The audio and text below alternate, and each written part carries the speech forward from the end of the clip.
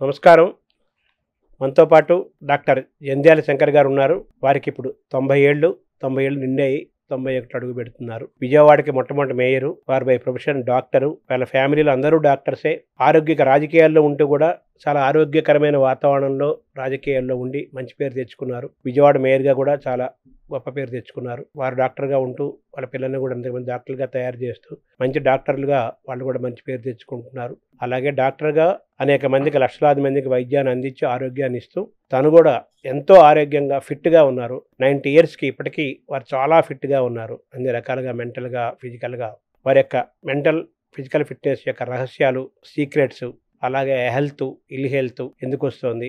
Different జనరేషన్స్‌ని వారు ఎన్నో ఏళ్ల నుంచి గమనిస్తూ ఉన్నారు. ఒక వైద్యులుగా, ఒక సీనియర్ మోస్ట్ సిటిజన్‌గా వారిని అడిగి హెల్త్ టిప్స్, హెల్త్ కాన్షియస్‌నెస్ ఈ విశేషాలన్నీ తెలుసుకునే ప్రయత్నం చేద్దాం. నమస్కారం డాక్టర్ గారు. నమస్కారం శర్మ గారు. సార్ మీకు 90 ఏళ్ళు చాలా ఫిట్‌గా ఉన్నారు. మొట్టమొదటి ప్రశ్న ఏంటంటే మీ ఆరోగ్య రహస్యం ఏంటి? What are the secrets of your fitness? ఏమండి రహస్యం అంటే ఏమిటండి? ఎవరికి చెప్పకూడదనే కదా. అదని బయట తెమ్మంటున్నాం. మామూలుగా ఆరోగ్యం అంటే కొన్ని ప్రిన్సిపల్స్ లైఫ్లో ఉంటే ఆరోగ్యంగా ఉంటారండి. దానికి తగ్గట్టు భగవంతుడి మీద నమ్మకం ఉండాలి. ఆయన యొక్క బ్లెస్సింగ్స్ కూడా ఉండాలి. మనం ఎంత జాగ్రత్తగా ఉన్నా కూడా అది కూడా అవసరం మనకి.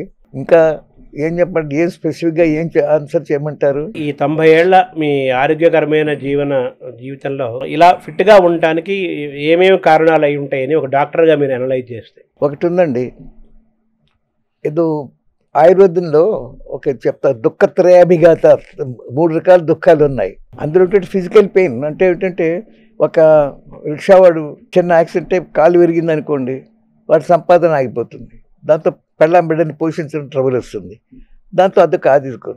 తర్వాత ఏంటంటే మన ఇదేంటంటే అంత కుటుంబంలో మంచి ఫ్యామిలీ అంతా బాగుందండి. అందులో ఏంటంటే ఏదో పిల్లలకి పెళ్లి కాలేదు, లేకపోతే సరిగ్గా కుర్రాళ్ళు చదవటం లేదు.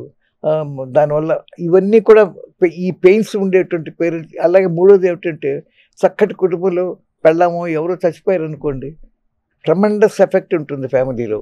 ఈ రకాల 3 ఆధ్యాత్మికం, ఆది దైవికం, ఫిలసాఫికల్ ఈ 3 దుఃఖాల వల్ల వచ్చే పెయిన్స్ అంటే అందుకని ఆయుర్వేదం సైన్స్ ఆఫ్ లైఫ్ అన్నారు. ఈ 3 జాగ్రత్త చేసుకోవాల్సిన అవసరం ఉంది. ఉదాహరణకి ఫర్ ఎగ్జాంపుల్ మనం చక్కగా భోజనం చేస్తున్నాం, లేకపోతే మంచి వైటమిన్స్ అన్నీ తీసుకొని ఏదో జాగ్రత్త తీసుకుంటాం అని అనుకున్నాం అనుకోండి, కానీ మెంటల్గా అనేక వరీస్ ఉండొచ్చు.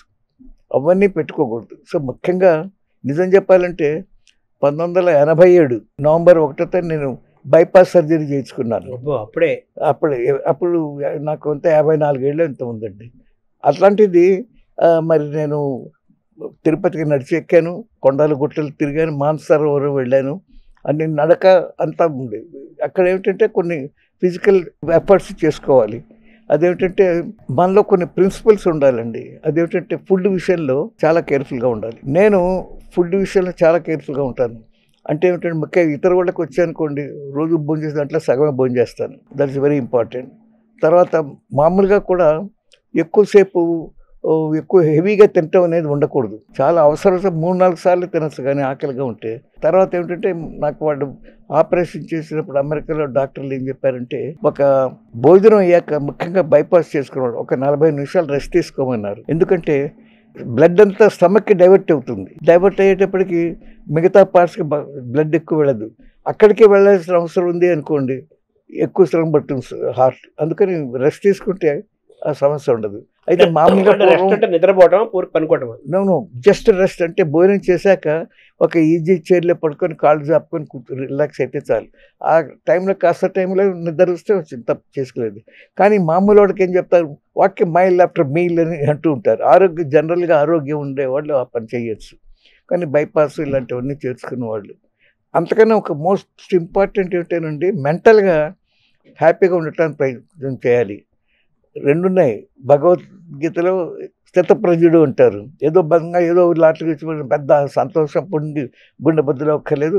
ఏదో చాలా కష్టం వచ్చిన అతిగా విచారణ, take things as they come. దేవుడు చేసే నిర్ణయం అని చెప్పి కొంతసేపు ఏదో బాధపడ్డా మిగతా ఫిలసాఫికల్గా తీసుకొని దట్ ఈస్ ఏదో ఎలక్షన్లో నుంచోవాలి, ఓడిపోయాను, లేకపోతే ఇదో ప్రయోజనం ఏముంది? యూ ట్రైడ్ సంథింగ్, దేవుడు డిఫరెంట్ వే చేశాడు అలాగనమాట. సో ఫిలసాఫికల్గా తీసుకోవాలి మనం ఏది జరిగినా కూడా, అది చాలా అవసరం అండి. తర్వాత ఏమిటంటే ఇంకోటి చెప్పాడు వాడు డేల్ కార్నీ అనేవాడు, how to stop worry and start living అని, how to make friends and influence people, ఇలాంటి ఎన్నో బుక్స్ రాశాడు. ఇప్పటికీ సేల్స్ జరుగుతూనే ఉంటాయి. అందులో how to stop worry and start living చాలా నచ్చింది. వాడు ఏం చెప్తాడంటే, keep yourself busy with something bigger than yourself, you will not have any time to worry. బిజీగా ఉంటారు, ప్రయత్నం చేయి. మా అబ్బాయి అమెరికాలో ఉన్నాడు ఎట్లా కూడా, మా అమ్మాయి అమెరికాలో ఉంది ఎట్లా ఉంటాడు, వీళ్ళు అట్లా ఏవి బర్రీ పట్ల టైం ఉండదు. అది ఒకటి. రెండోది, if you can do something for somebody, do it, don't expect gratitude. భగవద్గీతలో చెప్పిన నేను వాడు కాస్త ఇంగ్లీష్లో రైస్గా రాశాడు. అంటే అతను కూడా అతని జీవితాల్లో నుంచి చెప్పినవే కదా, అంతే లైఫ్ కదా. నిజంగా మన ఇండియన్ ఇది ఇప్పుడిప్పుడే కాస్త మన వాళ్ళకి తెలుస్తుంది కానండి. అదర్వైజ్ వెస్టర్న్ ఇన్ఫ్లుయెన్స్ 300 ఏళ్ళు పరిపాలించేటప్పటికి బ్రిటిష్ వాళ్ళ యొక్క ఇన్ఫ్లుయెన్స్ మన మీద చాలా ఉంది. చాలామంది మా చిన్నప్పుడు పోగులు పెట్టుకోవడానికి భయపడేవాళ్ళు, బొట్టు పెట్టుకోవడానికి భయపడేవాళ్ళు. అది ఒక భయపడేవనుకో, అదేదో సిగ్గుపడేటువంటి యాక్ట్ అని అనుకునేవాళ్ళు. ఇప్పుడే కాస్త మొహమాటలు లేకుండా, ఎందుకంటే ఇట్స్ ఎ టైం నౌ. మన హిందుత్వం ఎంత దెబ్బతింటోంది, హిందువులని అంత ఇదిగా చూస్తున్నారు. మనం వీ బిలాంగ్ టు రిలీజియన్. రోజు పూజలు చేయక్కర్లే, పురస్కారాలు చేయక్కర్లే, గుడ్ మనిషిగా ఉండి. బికాజ్ ఒకటి చెప్పాలి, ఏ మతమైనా హ్యూమన్ నేచర్ మీద ఆధారపడి ఉంటుంది, సైకాలజీ మీద ఆధారపడి ఉంటుంది, నమ్మకాలని క్రియేట్ చేస్తుంది. అది ఇంపార్టెంట్. నేనేదో బ్రహ్మాండంగా ఎవడో మర్డర్ చేశాను, లేకపోతే దొంగతనం చేస్తాను, ఎవడు చూడలేదు, ఎవరికి తెలియదు, అక్కర్లేదే, పైనుంచి ఎవడో అబ్జర్వ్ చేస్తున్నాడు, వాడికి అన్నీ తెలుసు, వాడు పని చేస్తాడు అని ఫియర్ కాంప్లెక్స్. అంటే ఇది కర్మ సిద్ధాంతమే కదా మీరు చెప్తున్నారు. సో అదొకటండి. తర్వాత ప్రిన్సిపల్స్ కొన్ని ఉండాలి. అందులో ఒకటి ఏమిటంటే, మనం ఏదో 3 రోజులు 3 గంటలు ప్రార్థన చేసి ఎవరినెత్తిన చేతులు పెడదామో, ఎలా డబ్బు అంటే అగేన్స్ట్ ది లా కానీ ఇంకో విధంగా సంపాదించాలి, వాళ్ళకి ఏవి ఎప్పుడప్పుడు ఏదో వర్రీ ఉంటుంది. ఐ సీన్ మెనీ ఫ్యామిలీస్, పోల్డంత డబ్బు ఉంటుంది కానీ కొన్ని సాంఘికంగా కొన్ని మంచి పనులు చేయకపోతే గాడ్ విల్ పనిష్. ఇప్పుడు లాంగివిటీకి ముఖ్య కారణం అంటే పీస్ ఆఫ్ మైండ్ ఉండాలండి, హెల్దీ థింకింగ్ ఉండాలి. ఒకరిని మోసం చేయాలని కానీ ఒకరికి ఏదో అన్యాయం చేయాలి ఉండకూడదు. ఇవన్నీ చాలా హెల్ప్ చేస్తాయి గుడ్ హెల్త్ మెయింటైన్ చేయటానికి. కొందరు ఏంటంటే కర్మంజాలకి ఏదో వచ్చింది, క్యాన్సర్ ఎందుకు వచ్చింటే ఎవరు చేశాడు, కొన్ని వెధ పనులు చేస్తే కొన్ని రకాల వ్యాధులు వస్తాయి. ఏం చేశాడు క్యాన్సర్ వచ్చింది, పూర్వజన్మలు ఏదో పాపం చేసి అందుకని వచ్చింది అనుకోవాలి అంతే. అంతేగాని ఏదో ఫ్రిక్షన్ ఎక్కువ ఉంది 2 పార్ట్ల మధ్యలో అందుకని అక్కడ క్యాన్సర్, ఇవన్నీ చాలా థియరీలు ఉన్నాయి. కానీ నేను మెడిసిన్ ఎప్పుడో 53లో చదివాను. అప్పటి నుంచి ఇప్పటిదాకా లాట్ ఆఫ్ ఇంప్రూవ్మెంట్ వచ్చింది. ఎక్కడంటే ఎర్లీ డయాగ్నోసిస్, దానికి కాస్త ట్రీట్మెంటు, అనేక విధాలుగా వచ్చింది. కానీ బేసిక్ కారణం అనేది స్పెసిఫిక్గా తెలియదు ఎవరికి. అలాగే డయాబెటీస్ పూర్వం డబ్బు ఉండేవాళ్ళకి వచ్చేది, ఇప్పుడు పేదవాళ్ళకి కూడా వస్తుంది డయాబెటీస్.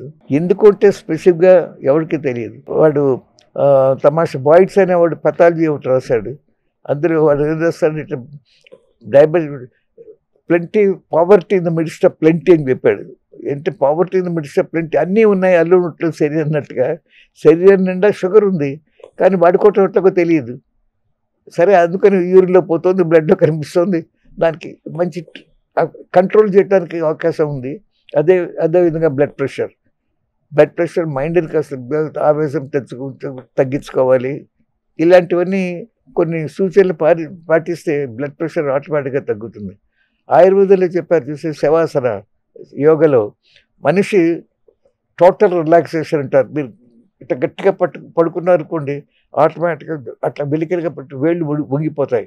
ఇట్లా తెరిచి కూర్చోవాలి అని అనుకుంటే కూర్చోవచ్చు, but that is not the way. But universal flexion అంటారు. ఒకసారి రిలాక్స్ అయి పడుకుంటే అన్ని జాయింట్స్ ఫ్లెక్షన్లో ఉంటాయి, రిలాక్స్ అయిపోతాయి. రిలాక్స్ అయ్యి అట్లా ఒక 20 నిమిషాలు ఉంటే ఏ మందులు లేకుండా కూడా బ్లడ్ ప్రెషర్ తగ్గుతుంది. అట్లీస్ట్ 10 పాయింట్స్ 10 degrees తగ్గుతుంది. ఇలాంటివి కొన్ని డిసిప్లిన్ లైఫ్లో ఉండాలండి, అది మెయిన్ థింగ్ అండి. మంచి హెల్త్ మెయింటైన్ పెట్టాను. తర్వాత తెలియదే ఉంది, ఇప్పుడు జంక్ ఫుడ్ ఎక్కడ పడితే అక్కడ. మనకు కూడా చిరుతిళ్ళు అనేది ఉన్నాయి తెలుగులో. ఇప్పుడు జంతికలు తింటారు, చక్కెరలు తింటారు, ఏవేవో చేస్తారు. కానీ కొంచెం కొంచెం మొదలు నథింగ్ విల్ హ్యాపెన్. అయితే మన ఇళ్లలో చేసుకున్నట్టుగా బయట కొనే ఉండవు. చిన్న చిన్న షాపుల్లో, రోడ్డు మీద షాపుల్లో ఏం చేస్తారంటే వాడిన నూనె తెగ వాడుతూ ఉంటారు. It's not good, it's not safe. అంత సైంటిఫిక్గా ఎందుకు సేఫ్ అవన్నీ వెళ్ళటం అనవసరం. మనం వీలైనంత వరకు వాడు ఏం చెప్పి 1-2 సార్లు ఈ నూనె వాడిందే ఎక్కువగా వాడకూడదు, 1-2 సార్లు వాడచ్చు. ఇలాంటి కొన్ని డిసిప్లిన్ తీసుకోవటం అవసరం. వీటన్నిటికీ కన్నా అఫ్కోర్స్ మెంటల్గా పీస్ ఆఫ్ మైండ్ ఉండాలండి. ఏది వచ్చారో దాన్ని యాక్సెప్ట్ చేయాలి, జరిగేది జరిగినట్టుగా యాక్సెప్ట్ చేయాలి. కొంత వర్రీ అవుతారు ఎవరైనా, ఎంతసేపు ఉండకూడదు. ఊరికే పాస్ట్ గురించి ఆలోచించి అది చేసి ఇది చేసి దానివల్ల ప్రయోజనం ఉండదు. You have to forget. మంచి జరిగినా చెడు జరిగినా ఓకే అనుకోని జరిగింది, లెట్ us ఫర్గెట్. ఎందుకు జరిగిందో తెలియదు, ఇంకా ముందు జరగకుండా చూసుకోవాలి. అలాంటివి ఇలాంటివన్నీ చాలా అవసరం మెంటల్గా. అందుకనే ఆయుర్వేద సైన్స్ ఆఫ్ లైఫ్ అన్నారు. ఆయుర్వేద అంటే మెడిసిన్ అంటే ఏదో ఒక మందు, ఏదో పుండు వేసింది మందు రాయి, లేకపోతే ఇంకోటి ఏదో తుమ్ములు వస్తే ఒక మందు వేసుకో. మందు is different from total life, science of life. ఆది భౌతికం, ఆధ్యాత్మికం, ఆది దైవికం. ఆధ్యాత్మిక అంటే ఫిజికల్ పెయిన్. ఆధ్యాత్మం అంటే నేను చెప్పాను ఇందాక, ఏదో క్లోజ్గా ఉండేవాళ్ళు చక్కటి సంస్థలు చనిపోవటం ఏదైనా జరుగుతుంది, పిల్లలు సరిగ్గా చదవకపోవటం జరుగుతుంది. ఇలాంటివన్నీ దాన్ని ఆధ్యాత్మికం ఉంటారు. ఆది దైవికం అంటే మంచి పొలాలు ఉన్నాయి, పొలాలు సంక్రాంతికి పంట చేతికి వస్తుంది, బ్రహ్మాండంగా పనిచేసే వాళ్ళందరికీ కూడా డబ్బులు అన్నీ ఇస్తూ ఉంటారు. కానీ ఏం జరుగుతుంది, సునామీ వస్తుంది, తుఫాను వస్తుంది, పంట పోతుంది. వాడు అప్పు చేసి అనేక మందులన్నీ తెచ్చి అనేక విధంగా. సో అది దైవికం. అది దైవికంగా కూడా అది ఇవన్నీ they causes diseases in the human being. So వాటిని తట్టుకోవటానికి ఏమిటంటే మానసికం మనం నేర్చుకోవాలి. కొన్ని ప్రిన్సిపల్ జరిగేవి జరుగుతూ ఉంటాయి, మనం ఏమి తప్పు చేయకుండా ఉండటానికి ప్రయత్నం చేయాలి. ఆ పైన దేవుని యాక్సెప్ట్ ఇట్, అది ఇంపార్టెంట్ అండి. ఇప్పుడు నేను వచ్చినాక మనం యాక్సెప్ట్ చేయాలి, అంటే మానసికంగా మనం ప్రిపేర్ అవ్వాలి, అన్నిటినీ సమానంగా తీసుకోవాలి. ఇప్పుడు జీన్స్ యొక్క పాత్ర ఎలా ఉంటుంది సార్ ఆరోగ్యం మీద? జీన్స్ అండి యా అసలు వంశపారంపర్యంగా thieves are made but not hereditary ఏవో చెప్తారు. మనకి జాతకాలు చూడటం అనేక ఎందుకు చూస్తున్నారంటే తల్లిదండ్రుల నుంచి అనేక పోలికలు వస్తాయి. పోలికలు అంటే మొహం మీద ఫిజికల్ ఫీచర్సే కాకుండా మేనరిజమ్స్లో కానివ్వండి, నిర్ణయాలు ఎంచుకోవటం అన్నిట్లో డెఫినెట్గా జీన్స్ ఎఫెక్ట్ చాలా ఉంటుందండి. అందుకనే మన వాళ్ళు చాలా కేర్ఫుల్గా చూస్తూ ఉంటారు. అయితే ఏంటంటే వెస్ట్రన్ కంట్రీస్లో ఏదో లవ్ చేస్తారు, పెళ్లి చేసుకుంటూ ఉంటారు, అయితే అంతసేపు కోర్టుగా తిరుగుతూ ఉంటారు. ప్రతి 4 మ్యారేజ్లో 3 డైవర్స్ అవుతారు కేసులు కూడా ఉన్నాయి. అది మన ఇండియాలో కూడా స్టేజ్ వస్తుంది అన్ఫార్చునేట్లీ. బికాజ్ మన యంగర్ జనరేషన్లో ఈ వెస్ట్రన్ ఇన్ఫ్లుయెన్స్కి చాలా బానిసలు అవుతున్నారండి. నిజం చెప్పాలంటే నేను అమెరికాలో చాలా కాలం ఉన్నాను, వెళ్ళి ఫ్రీగా. అమెరికాలో ఉండే మన వాళ్ళు ఎంత శ్రద్ధాభక్తులతో మన పండగలు పద్ధతులు చేస్తున్నారో నేను మొహమాటలో కూడా చెప్పాలండి. అట్లా తద్ది ఏంటో ఏమిటో అమెరికాలో తెలుసుకున్నా. అంతకుముందు ఏదో మన ఇంట్లో అట్లా తద్ది అనేవాళ్ళు, ఏదో అట్లు గిట్లు ఇచ్చుకోవడం, బట్ ఏమిటి సిగ్నిఫికెన్స్ అలాంటివన్నీ. తర్వాత చక్కగా మన వాళ్ళు ఉపనయనాలు చేస్తున్నారు, లేకపోతే మంచి పెళ్ళిళ్ళు చేసేటప్పుడు పెళ్ళిళ్ళు చేస్తున్నారు, చక్కగా బ్రాహ్మణ్ పెట్టుకొని చక్కగా ప్రింట్అవుట్ చేస్తున్నారు ఇంగ్లీష్లో ప్రతి ఈవెంట్కి.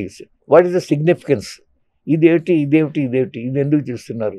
సో వెస్ట్రన్ పీపుల్ గెస్ట్ ఎవరినో వచ్చినా, ఇంకో నార్త్ ఇండియన్స్ ఎవరినో వచ్చినా అసలు ఈ మంత్రాల సిగ్నిఫికెన్స్ ఏమిటి అనేది ఇక్కడ తెలియట్లే. ఏదో వచ్చాడు సత్యావ్రతం అంటే మీకు ఏమంటే గంటలు చేయమంటారా, 4 గంటలు చేయమంటారా అని అడిగే పరిస్థితిలో మనం ఉన్నాం ఇక్కడ.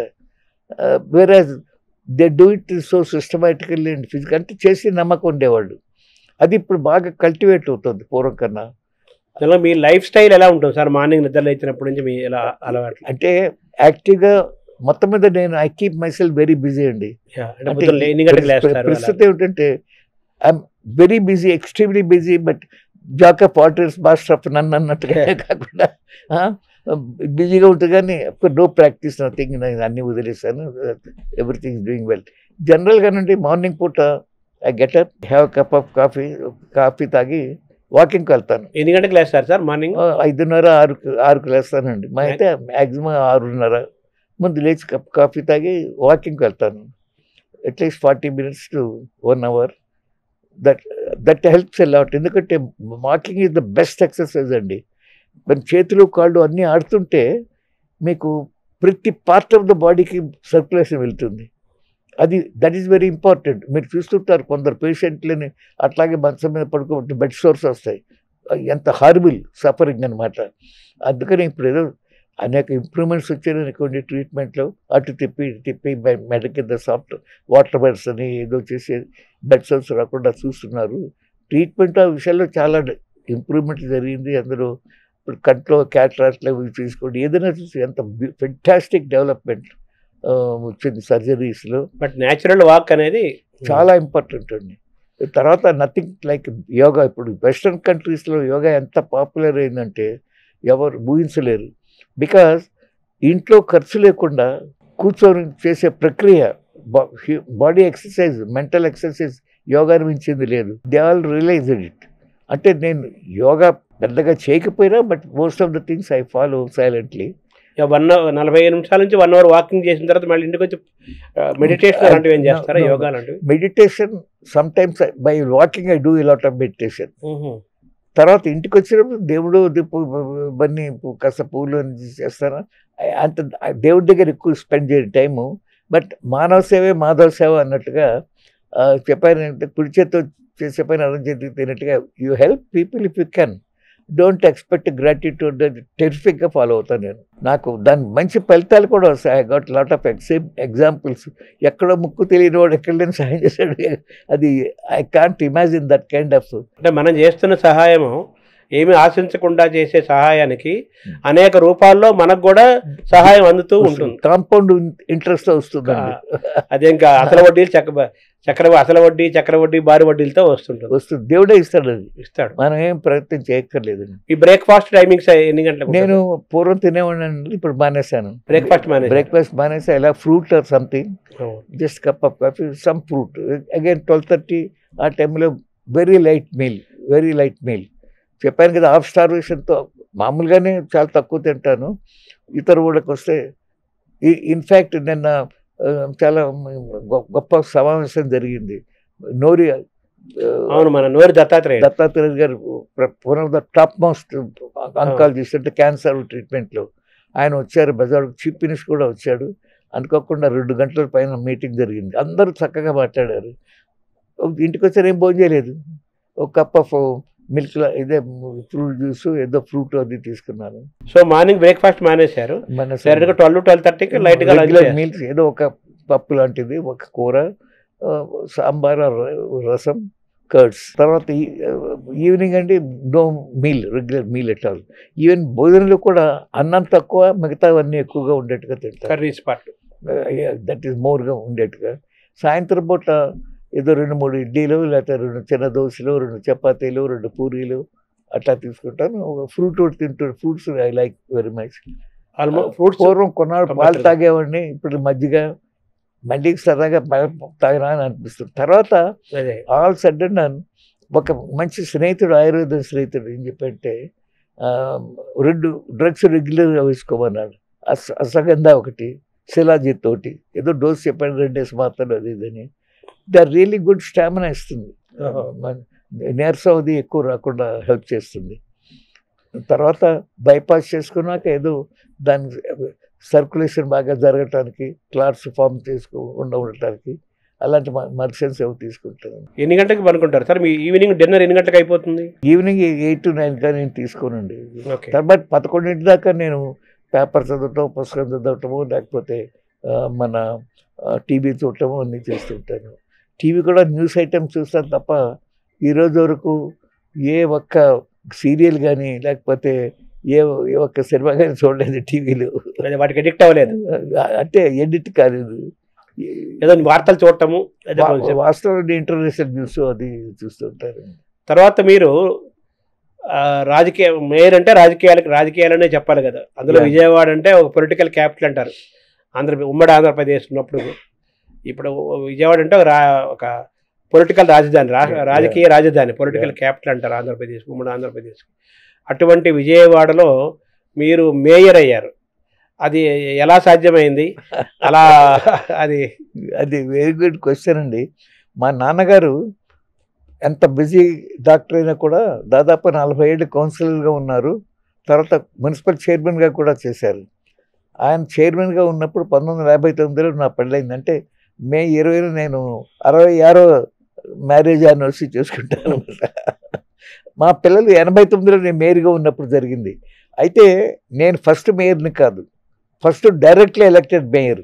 అంతకుముందు కౌన్సిలర్స్ మేయర్ని ఎన్నిక చేసుకునేవాళ్ళు. నేను మన ఎన్టీ రామారావు గారు అట్లా కాదు, డబ్బులు ఇచ్చి కొనుక్కుంటారు, అది చేస్తారు. డైరెక్ట్ ఎలక్షన్స్ ఉంటే కొంత ఏ పార్టీ వాడైనా అసలు మెడకాయ మీద తలకాయ ఉన్నవాడిని సెలెక్ట్ చేస్తారు. పైగా వాడిని ఎవరు భయపడక్కడ దించేస్తాం, అది చేస్తాం, మా పని చేయబోతే అది అనేక అర్థం లేని అగేన్స్ట్ రూల్స్ అవకాశాలు ఉన్నాయి. లంచ్ కొడుతారు అని ఇవన్నీ పెడతాయి. డైరెక్ట్ మళ్ళీ ఎవరేం చేయలేరు. అట్ బెస్ట్ మీకు ఇష్టం అయితే ఆయన చెప్పిన ప్రపోజల్స్ డోనర్స్, అది ప్రజలు వాచ్ చేస్తారు. దేశం కోసం ప్రజల కోసం మంచి ప్రపోజల్ చేస్తే ఆ విధంగా నేను ఏమైందంటే అనేక పొలిటికల్ రీజన్స్ చెప్పేది. బెజవాడలో కొన్ని కమ్యూనిటీలు డామినేట్ చేస్తాయి, అండ్ కొన్ని కమ్యూనిటీలు చాలా ఎంత తెలుగు వాళ్ళు ఉన్నా ఎవరైనా నొక్కేస్తుంటారు. సో పెక్యులర్ సర్కమ్స్టెన్సెస్లో బంగారావు గారు నన్ను సెలెక్ట్ చేశారు మేయర్ క్యాండిడేట్గా డైరెక్ట్ ఎలక్షన్స్లో. నేను చాలా చక్కగా గెలిచాను. అయితే తర్వాత వాళ్ళు వచ్చి ఏం చేశారంటే పొలిటికల్ ఎవరిని మెన్షన్ చేయటం లేదు, మళ్ళీ ఇండైరెక్ట్ ఎలక్షన్స్ తెచ్చారు. సో పాత పద్ధతి మళ్ళీ మొదలైంది. ఇప్పుడు ఎవరో మేయరో ఎవరో తెలియదు, కానీ బై గాడ్స్ గ్రేస్ ఎప్పుడో 35 ఏళ్ల కింద నేను చేసిన మేయర్గా నలుగురు గుర్తుంటుకుంటారు. ఇప్పటికీ ఐ డిడ్ వెరీ చాలా కష్టపడి కొన్ని మంచి పనులు చేశాను. అదేమిటంటే ఒకటి రెండు చెప్తాను. 136 మురికి వాడలకి British total grant of 50 crores rupees ఆ రోజుల్లో తీసుకొచ్చాను. అదేమిటంటే the biggest aid British government has given to any city in the developing nation. అదొక క్రెడిట్గా 130 అంటే ఆల్మోస్ట్ 49,000 ఫ్యామిలీస్, 2.5 లక్షల పీపుల్కి బెనిఫిట్ అయ్యే పనులు చాలా చేసామండి. That is one I did. Second thing, Bezawada సంగతి తెలిసిన బ్లేజ్వాడ అనేవాడు అర్ధరాత్రి 2 3 వరకు కూడా బొడగాళ్ళు కొట్టేది. ఎందుకంటే కొండల మీద బోడికొండలు అంటే ఒక చుట్టూ ఉండేది కాదు. నేనేం చేశానంటే vice admiral Chopra, eastern naval command, ఆయనకు ఉత్తరం రాశాను. ఏమంటే మీకు హెలికాప్టర్స్ ఉంటాయి కదా, మీ హెలికాప్టర్ ఇచ్చినట్లయితే నేను కొండల మీద విత్తనాలు చల్లితే మా ఊరికి అసలు బాగుపడుతున్నాడు. అరే నన్ను ఎవరు అడగలేదు ముందు అని చెప్పి గ్రాంటెడ్ అన్నాడు. సో తను పెట్రోల్ పోసి 2 రోజులు హెలికాప్టర్ ఇచ్చాడు. నేను చేసేది ఆ పైలట్స్కి ఒక ఉన్న వాటిలో బెస్ట్ హోటల్లో అకామిడేషన్ ఇచ్చాను. అసలు ఫుడ్ గిడ్డు అంతా బిల్స్ మేమే పే చేసామనుకోండి. నేను నా చేత్తో 2 రోజుల పాటు హెలికాప్టర్లో విత్తనాలు చల్లాను. గ్రీనరీ కోసమా అండి? గ్రీనరీ ముందు ఏమిటంటే మాకేమైతే అటు సన్లైట్కి హీట్ వచ్చేసి రేడియేషన్ ఆఫ్ హీట్ బడగాళ్ళు కొట్టేది రాత్రి పూట.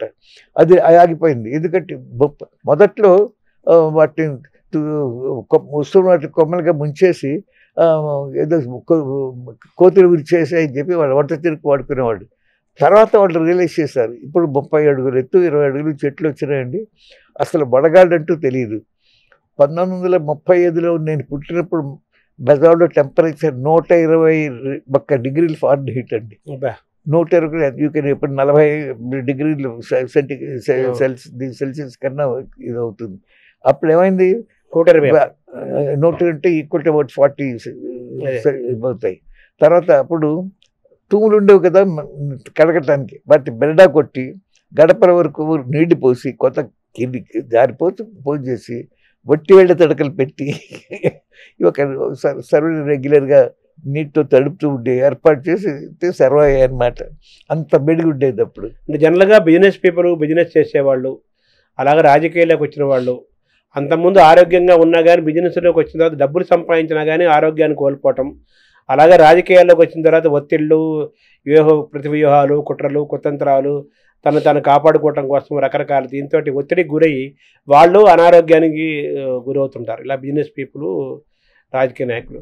మీరు రాజకీయాల్లోకి వచ్చి కూడా మీ ఆరోగ్యం దెబ్బతినకుండా ఎలా కాపాడుకున్నారు? వెరీ సింపుల్ అండి, క్లీన్ మైండ్ ఉండాలి.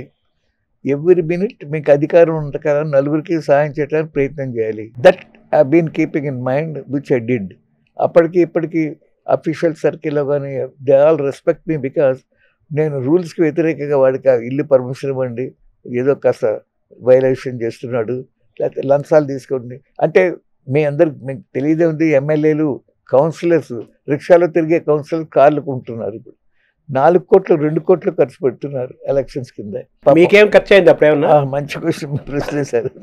నిజం చెప్పాలంటే డైరెక్ట్ ఎలక్షన్ 50 డివిజన్లో ఒక డివిజన్లో కార్పొరేటర్గా ఉండేవాడే 2-3 కోట్లు ఖర్చు పెడుతున్నాడు. ఇప్పుడు నాకు మీరు చాలా మంది 20,000 ఖర్చు అయింది. ఎందుకంటే నేను చెప్పాను 50 డివిజన్లో నాకు వెంగళరావు గారు మేయర్ క్యాండిడేట్గా సెలెక్ట్ చేసినప్పుడు, జలగం వెంగళరావు గారు కాంగ్రెస్ ప్రెసిడెంట్గా ఉండేవాడు. అప్పుడు NT Rama Rao chief minister, Telugu Desam rule చేస్తుంది. ఉండి నన్ను సెలెక్ట్ చేశాక అందరితో చెప్పాను, బాబు అనుకోకుండా నన్ను సెలెక్ట్ చేశారు, మీ డివిజన్లో మీకు ఎలాగో ఓటు అడుగుతారు కదా, మాతో పాటు మా మేయర్ క్యాండిడేట్ శంకర్ గారు, ఆయనకి దయచేసి ఓటు వేయండి అని మీరు అడగండి, ఏదో ఫ్యాంప్లెట్ అని ప్రింట్ చేసి నేను ఇస్తాను, అందుకు మీకు అందరికి తలో 2,000 ఇస్తారని. వాడు ఇంతేనండి, అంతకన్నా ఇవ్వలేనే బాబు. నేను నలుగురిని అడిగి ఇప్పుడు కొన్ని కులాల వాళ్ళండి, మతాల వాళ్ళండి, అరే మనవాడు చిన్నవాడు అని చెప్పి కమ్యూనిటీ వచ్చి ఫండింగ్ చేస్తారు. నాకు అలాంటిది ఏమీ లేదు. మా వెరీ క్లోజ్ ఫ్రెండ్స్, మా చుట్టాలు ఎవరొకళ్ళు తలో 1000 ఏదో వాళ్ళ కార్డులో పంపించారు. అంతా కలిపి ఒక 30-40 వేలు ఖర్చు అయిందండి. అందులో ఒక 20,000 నా ఫ్యామిలీ ఖర్చు, నా ఫ్యామిలీ ఓన్ ఖర్చు. మా బ్రదర్స్ మా సిస్టర్స్ వాళ్ళు ఎవరు వచ్చారు. టోటల్గా మీరు విజయవాడ లాంటి మహానగరానికి మీరు మేయర్ అయినప్పుడు, ఎలక్షన్ ద్వారా మేయర్ అయినప్పుడు టోటల్గా మీకు అయిన ఖర్చు 40,000, 20,000, 20-30,000 అండి. మేమైతే 40,000 మ్యాక్సిమం. 50 డివిజన్లో ఓటు కోసం నేను ప్రయత్నం చేసింది. ఓవరాల్ టోటల్ 40,000 ఖర్చు అయింది. అంతే. ఒక 20,000 మీరు సొంతంగా పెట్టుకున్నారు, ఒక 20,000 ఫ్రెండ్స్ ఎవరో వాళ్ళు వాలంటీరీగా, మొత్తం అంతా 40,000. 40,000కి ఇప్పుడు ఒక మధ్యాహ్నం మార్నింగ్ బ్రేక్ఫాస్ట్ బిల్ కూడా సరిపోదు. ఈ కార్యకర్తలు ఉంటారు కదా, అవును, వాళ్ళకి టిఫిన్ కాఫీలకే సరిపోదు. తర్వాత మీ నాన్నగారి యొక్క ఇన్ఫ్లుయెన్స్ మీ పైన ఏమైనా ఉందా? ఉందండి, చాలా ఉంది. ఎందుకంటే వెరీ ఫ్యూ ఈ such a wonderful doctor. General Dakshinamurthy hospital అని జేడీ హాస్పిటల్ అంటే ధర్మాసుపత్రి అనేవాళ్ళు. ఎవరైనా వచ్చి ముందు ఏదైనా ఇస్తే తీసుకునేవాడు కానీ ఇంత ఇవ్వని అడిగేవాడు కాదు. అంతకన్నా 1929లో బెజవాడలో 3 కార్లు ఉండేవి, 3 కార్లు. అందులో ఒక కారు, మొదటి కారు మా నాన్నగారు. 29లోనే మా నాన్నగారు ప్రాక్టీస్ మొదలెట్టారు. మా కారులో ఎప్పుడు తర్వాత ఆయన లైఫ్లో ఎప్పుడు కొత్త కారు కొనలేదు. పాత కారు దెబ్బతింటే ఇంకో పాత కారు కొనేవాడు. ఎందుకంటే ఆయన సంపాదన లిమిటెడ్గానే ఉండేది, ఫ్యామిలీ. అదే కాకుండా ఆయన ఎందుకు కూడా చెప్పారు కొలదు అంటే, మా కారులో ఇప్పుడు ఒక పలుగు, ఒక గమెడ, ఒక పార ఉండేవి. అని పల్లెటూరు నుంచి మనకు ఎవరు వస్తే పరిగెత్తి కారులో డ్రైవర్ని పెట్టుకొని వెళ్తుంటే పెద్ద గుంటలన్నీ ఉండే కదా పూర్వం. ఇప్పుడు కూడా చాలా రోజు పల్లెటూరు రోడ్లు దిగి ఆ గుణపంతో అటు ఇటు సర్ది, పారతో మట్టంతా సర్ది, అవసరం ఇవి వేరే పక్కన ఉంటే తీసుకొచ్చి గమెడతో అలా డ్రైవరు మొత్తం బండి లాగిచ్చేవాడు. అక్కడికి వెళ్ళి ఆ పేషెంట్ని ఎక్కించుకొచ్చేవాడు తన కారులో. హాస్పిటల్లో పెట్టుకొని ట్రీట్ చేసి, ఏమిటే ఒక్కర్లేదు కాస్త మీరు డబ్బులు పెట్టి పండు తినేవాడు. మరీ పేదవాళ్ళు అయితే. ఇంకోటి ఎవరైనా అయితే ఏదో మీకు తోచిందేమో అన్నాడు. 2 ఎగ్జాంపుల్ చెప్తానండి మీకు, నాకే ఫ్యాసినేటింగ్. మా ఫాదర్, నేను అమెరికా నుంచి తిరిగి వచ్చిన ఒక నెలలో, నేను అప్పుడు అమెరికాలో న్యూక్లియర్ మెడిసిన్ చేసి వచ్చాను. అక్కడ వచ్చినప్పుడు 4 రోజుల్లో మా ఫాదర్ గారు మాసివ్ హార్ట్ అటాక్ చచ్చిపోయారు. So everybody said nuclear medicine అంటే రేడియో ఐసోటోప్స్ వాడి క్యాన్సర్ డిటెక్షన్, అనేక డిటెక్షన్. అప్పుడు that was the most latest technology. అయితే వచ్చే అందరూ ప్రాక్టీస్ చేయమని సరే అని చెప్పేసి పెద్ద సీనియర్ డాక్టర్, నువ్వేం భయపడకయ్యా, మీకు ఏదైనా ప్రాబ్లం ఉంటే మేము తెలుస్తుంటాం అని చెప్పి అంత సపోర్ట్ ఇచ్చింది. ఎందుకంటే 3 ఏళ్ళు 4 ఏళ్ళు అంతకుముందు ఏసీఐ హాస్పిటల్, ఏదో తిరుపూర్ గవర్నమెంట్ హాస్పిటల్లో పనిచేశాను, ఎంప్లాయీ స్టేట్ ఎక్స్చేంజ్ వాళ్ళ దాంట్లో. దాన్ని అప్పుడేంటో ఎక్కువగా సరదాగా తీర్చడానికి ఏదో దొంగ నొప్పులు పెట్టుకొని సర్టిఫికేట్ కోసం వచ్చేవాడు తప్ప, పిల్లలు డాక్టర్ని ఎదుర్కొని ఏమంటే సర్టిఫికేట్ పెద్ద సమయం పోయిందని తిట్టేవాడు. అట్లాంటిది లక్కీగా నాకు నేను చేరినప్పుడు, ఇప్పుడు 61 ఆ ప్రాంతంలో నుండి చేరినప్పుడు ఫ్యామిలీకి ఎక్స్టెండ్ చేశారు. వాడు దొంగ సర్టిఫికేట్ అడగచ్చు, కానీ బాగా జబ్బు పడ్డ వాళ్ళ కుర్రాడుకో, వాళ్ళ పిల్లవాడికో, వాళ్ళ వయసుకో మంచి మంది ఇస్తే అప్పటికి అసలు నమస్కారం డాక్టర్ గారిని గౌరవం పెరిగిందనమాట. Because they came with real disease. నాన్నగారికి ఏం జరిగింది సార్? అదే దీంట్లో మా ఫాదర్ది రెండు ఉదాహరణలు చెప్తాను. నేను ప్రాక్టీస్ సడన్గా పెట్టాను. ఒక ముసలైన అంత 6 అడుగుల 2 అంగుళాల పైన మంచి ఫార్మరు, కానీ మంచి టాల్గా ఇదిగా ఉండేవాడు. ఆయన రెగ్యులర్గా వచ్చి ఎదురుగుండా కూర్చునేవాడు. వెళ్ళొస్తాను బాబు అని మళ్ళీ వెళ్ళిపోయేవాడు. పొద్దున సాయంత్రం ప్రాక్టీస్ టైం లేవు. అంత ఒకరోజు ఖాళీగా ఉన్నప్పుడు అడిగా, ఏమిటి సీక్రెట్ మీరు ఇట్లా వచ్చి వెళ్తూ ఉంటారన్నా? ఏమీ లేదండి, మీ నాన్నగారు అంటే నాకు అంత ప్రేమ గౌరవం. అంటే ఏమిటండి మీకు అయితే నా ఉదాహరణ చెప్తాను. నేను 30 ఏళ్ళప్పుడు మంచి ఫైల్ మన్ లాగా ఉండేవాడిని, 6 అడుగుల 2 అంగుళాల మనిషిని. నేను 10 మైళ్ళు కాదు ఎంతైనా పొలంతో తిరుగుతానంత డబ్బున వాడినైనా అంటూ ఏదో చెప్పుకొచ్చాడు. పెద్ద కంతి వచ్చింది, ఆయన భాషలో చెప్తున్నాడు. నా బీపీ మీద కంతి వచ్చిందండి. ఎవరో చెప్పారు దక్షిణామూర్తి గారి దగ్గరికి వెళ్తే ఆపరేట్ చేస్తారు. అప్పుడు ఎవరు డాక్టర్లు చాలా కొద్దిమంది. మా నాన్నగారు చూశారు. ఓకే ఆపరేషన్ చేయాలి అని అయితే చేయించుకోండి. అయితే కొంచెం నొప్పి ఉంటే కొంత ఇంజక్షన్స్ అది ఇవ్వాలి, లేకపోతే మత్తు పెట్టాలి. అబ్బాయి నా మొహంకి మూతికి మాత్రం మత్తులేం పెట్టద్దండి, నేను మొండవాడిని, ఎంత పోయిందైనా నేను భరిస్తాను, మీ ఇష్టం చేశాడు. గట్టిగా కూర్చున్నానండి. ఏదో నేను ఇచ్చారో తెలియదు, అమ్మ నరిచాను కోస్తుంటే. ఈయన ఆపరేషన్ అయిపోయింది. పెద్ద లోకల్గా కొంత ఇస్తారు, అంత లేదు కానీ మొత్తం మీద చాలా పెయిన్ వచ్చింది నాకు. వారం రోజులు హాస్పిటల్లో పెట్టుకొని కట్టుకట్టి క్లీన్ చేసి పంపించేటప్పుడు సరే ఏమండి అంతే వాళ్ళు డబ్బు అన్నారు. అక్కర్లేదులేవయ్యా అని. అదేమిటండి నేను డబ్బున్న వాడిని, వారం రోజులు ఆపరేషన్ చేసి మీ దగ్గర పెట్టుకున్నారు, అంతేగాని మీరు వద్దంటే అట్లా అంటే కాదంతే అను. ఏమండో నేను మొండోడిని చచ్చిన కంటి కదని మీరు చెప్పాలి. ఏం లేదా నీ కంటిని చూస్తే అదో రకం కంతి అనుకున్నా, ఆపరేషన్ చేశాక ఇంకో రకంగా నాకు తెలిసింది, అంచేత కొంత నేర్చుకున్నాను ఇవాళ కాబట్టి నీ దగ్గర ఏం తీసుకోవటం లేదు. ఆయన ఎక్స్పెరిమెంట్ ప్రయోగానికి ఆయన ఉపయోగపడ్డాడు. అందుకని మీ అప్పటి నుంచి ఫ్రెండ్షిప్ ఎక్కువైపోయిందట. వచ్చినప్పుడు వారం వారం వచ్చి ఏదో కూరలు పాలు పెరుగు బెన్నం ఏదో తెచ్చిస్తుండేవాడు. నాన్నగారి ఇన్ఫ్లుయెన్స్ మీకు ఏ విధంగా ఉపయోగపడింది రాజకీయాల్లో? ఆయన టాన్సిల్స్ అవన్నీ ఆపరేషన్ మేము పక్క నుంచి చూసేవాడు. ఆయన పేషెంట్స్ని ఎట్లా పలకరించేవాడు, ఎట్లా చేసేవాడు, అంత కబుర్లు చెప్తూ అంత ఆప్యాయంగా చూసేవాడు. చాలా కొద్ది మంది ఉంటారు బిజినెస్లో. మీ బిజినెస్ ఎట్లుందంటారు ఇవాళ కూడా అమెరికాలో, కానీ పలకరించి ఆప్యాయంగా ఏమన్నా పిలిచి ఏమిటి మీ అమ్మాయికి ఏం పెళ్లి సంబంధాలు కుదరలేదా, ఏంటి ఎట్లా ఉంది మీ అబ్బాయి చదువు, ఇదే చెప్పాను కదా, ఇవన్నీ ఫ్యామిలీ ఫిజిషియన్. ఆ పద్ధతిలో ఆయన దగ్గర నేర్చుకున్నాను. తర్వాత ఏమిటంటే లైఫ్లో కొన్ని ప్రిన్సిపల్స్ పెట్టారన్న. నువ్వు మనం చేసే పాప పుణ్యాలు, ముఖ్యంగా పాపాలు పిల్లలకి వస్తాయి, పుణ్యాలు వాటి ఎఫెక్ట్గా ఉంటాయి. So never try to do anything తెలిసి తప్పు చేయడానికి ట్రై చేయి, it will reflect on your children, అది మర్చిపోక. అయితే మన వాల్మీకి స్టోరీ చూస్తే వాడు వాలికి రోడ్డు మీద పోయాడు, దొంగ వడ్డిపోతుంది చేస్తుంటే పెళ్ళం ఎట్లా డబ్బు సంపాదిస్తానే కానీ నీ డ్యూటీ మొగుడుగా పెళ్ళం బిడ్డలు భోజనం పెట్టడం, నీ చేసే పాపాలు నన్ను చుట్టుకో అని పెళ్ళం గట్టిగా చెప్పింది. ఈ ఫ్యామిలీ డాక్టర్ అనేది నాన్నగారి దగ్గర నుంచి అప్పుడు ఆ కల్చర్ ఎక్కువ ఉండేది. అసలు ఆ రోజుల్లో every doctor is family doctor. ఎందుకంటే కొన్ని దేవుడికి వదిలేసేవాళ్ళు, క్యాన్సర్లు గిన్సర్లు వచ్చిన వాళ్ళు ఉన్నారు, చచ్చిపోయిన వాళ్ళు ఉన్నారు అని కొన్ని ఆపరేషన్లు చేసి. సో మొత్తం మీద మనుషులు జీవించారు తరతరాలుగా, యుగాలుగా. అవి that is a different thing. కానీ ఆ హ్యూమన్ టచ్, హ్యూమన్ అప్రోచ్ అదొకటి మాత్రం నేర్చుకున్నాను. అదే కాకుండా లైఫ్లో principles, how you should be member of a society, అదొకటి నేర్చుకున్నాను. ఆనెస్టీ, సిన్సియారిటీ, ఇంటిగ్రిటీ, 3 మెయింటైన్ చేయాలి. ఈవెన్ నేను మేరినప్పుడుగా ఐ మెయింటైన్ ద ప్రిన్సిపల్స్. ప్రొఫెషనల్గా కూడా అదే, డాక్టర్గా కూడా అదే నేర్చుకున్నాను. అంతే, అదే చేశాను నేను కూడా, నాన్నగారు లాగానే. నేను కూడా అదే చేశాను. అదే మీకు ఇంకో 2 ఎగ్జాంపుల్, అదే మా నాన్నగారిది. నేను ఒక ఫ్రెండ్ మేమంతా కార్లో దీనికి సౌత్ ఇండియా టూర్కి వెళ్తుంటే నేనే డ్రైవ్ చేస్తున్నాను. ఒక సడన్గా బ్రేక్ వేయాల్సి వచ్చింది. ఒక ముసలివాడికి మొత్తం తప్పించాను, నో యాక్సిడెంట్. అక్కడి నుంచి కాళ్ళ బ్రేక్స్ పట్టుకుపోయినాయి. బాబు ఇక్కడ ఎవరన్నా రిపేర్ చేసేవాడు ఉన్నారంటే ఒకటి వచ్చాడు, నాకు 2 నిమిషాలు పైకి కింద అక్కడ కూర్చొని మీరు టీ తాగండి నేను చేస్తాను. ఏమిటంటే సరే గంట సేపు చేశాడు, రిపేర్ చేశాడు, బాగా చేశాడు. నేను ఎంత ఇవ్వంటాం, 10 రూపాయలు ఇవ్వండి. అదేంటే గంటన్నర పని చేసావు నువ్వు, నేనంటే ఈకైతే 10 నువ్వే బాగుతావు లేదా, కాదండి అంతేనండి అన్నాను. ఏం లేదండి, మేము సెకండ్ హ్యాండ్ పార్ట్స్ కొనడానికి బెజవాడ వస్తూ ఉంటాం. అప్పుడు ఒకసారి బాగా జబ్బు వచ్చింది, మా కుర్రాళ్ళంతా నన్ను మీ హాస్పిటల్ తీసుకొచ్చారు, మీరు 3-4 రోజులు ఉంచుకున్నారు, ట్రీట్మెంట్ ఇస్తాను, నయమైపోయింది. ఇంజక్షన్ కూడా మీకు సొంత డబ్బులతోనే ఇచ్చారు.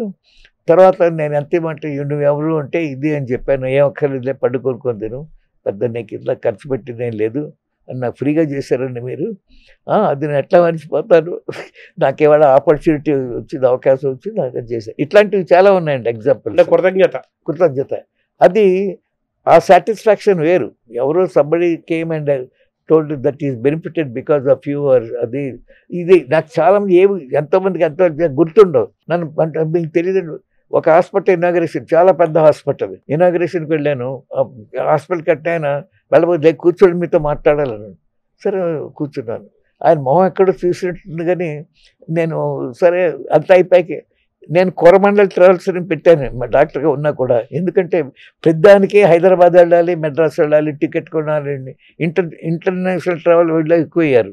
ఎనివే ఆ సందర్భంలో ఈ డాక్టర్ వచ్చాట టికెట్గా ఏదో వచ్చేసి మీలాంటి యంగ్స్టర్స్ బ్రైట్ పీపుల్ వెళ్ళారండి, ఎంకరేజ్ చేశారు, అంత డబ్బు లేదు అంటే మీరు టికెట్ కూడా అడ్వాన్స్ చేసి ఇచ్చారు, అప్పుడు మీరు డబ్బు మీకు ఇచ్చేస్తాను అనుకోండి. అది నాందిగా నేను అమెరికా వెళ్ళి పైకి పెద్దవాడై పెద్ద హాస్పిటల్ కట్టాలి అని ఈ as a human being and service లాగా అతను చెప్పాడు. అంటే మీరు మర్చిపోయారు కానీ ఆయన గుర్తుపెట్టుకోవాలి. అట్లాగే నేను చాలా మంది హెల్ప్, వాళ్ళ గుర్తే ఉండదు నాకు. అది కూడా మీ నాన్నగారి దగ్గర నుంచి మీరు నేర్చుకున్నాను. అయితే ఇప్పుడు మీరు ఒక మంచి సబ్జెక్ట్ గుర్తు చేశారు, ఫ్యామిలీ డాక్టర్స్ అనేది. ఇప్పుడు స్పెషలైజేషన్స్ పెరిగిపోయాయి గత 30 ఏళ్ల నుంచి కూడా పెరిగిపోయాయి. అంటే ఇప్పుడు మామూలుగా గురువు శిష్యుడు లాగా, గురు శిష్య పరంపర, విద్యార్థి గురువు మధ్య బంధాలు పోతున్నట్టుగానే ఫ్యామిలీ డాక్టర్స్ అనేది ఆల్మోస్ట్ అది కల్చర్ పోయింది. అన్ని క్లినిక్లు, హాస్పిటల్, మల్టీ స్పెషల్ హాస్పిటల్స్ అవుతున్నాయి కదా. సో ఫ్యామిలీ డాక్టర్ యొక్క అవసరం ఈ రోజు ఉందంటారా? చాలా ఉంది, అది ఇంక్రీజ్ అవుతుందండి. Even America. ఎందుకంటే ఫ్యామిలీ ఫిజిషియన్ అనేది లేకపోతే భగవంతుడి దయ అండి, ఇంకేదైనా కానీ ప్రతి వాళ్ళ ఫ్యామిలీలో ఒక హెర్నియాయో, లేకపోతే ఒక హైడ్రోసిలో, లేకపోతే హార్ట్ అటాకో, లేకపోతే ఒక బ్రెయిన్ ట్యూబర్ రాదు కదా ప్రతి వాళ్ళ ఫ్యామిలీలో. సామాన్యంగా మన దేశంలో with all these wrong hygienic principles అన్నీ ఉంటూ ఉంచేత డయేరియాలు, డిప్తీరియా కాదు డయేరియాలు, లేకపోతే కడుపులో నొప్పులు ఏదో చిన్న చిన్నవి వస్తాయి. అవన్నీ ఎయిల్మెంట్ ట్రీట్ చేయడానికి అన్ని TC/DCESR 10 టెస్ట్ చేస్తే ముందు 2,000-1,000 రూపాయలు అవుతాయి ఈ రోజుల్లో. మా రోజుల్లో 100 రూపాయలు. అసలు ఎందుకు? సిమ్టమాటిక్గా చూసి వీలైనంత వరకు మంది ఇవ్వండి. ఎక్కడైతే అవసరం ఉందో టెస్ట్ చేయించండి.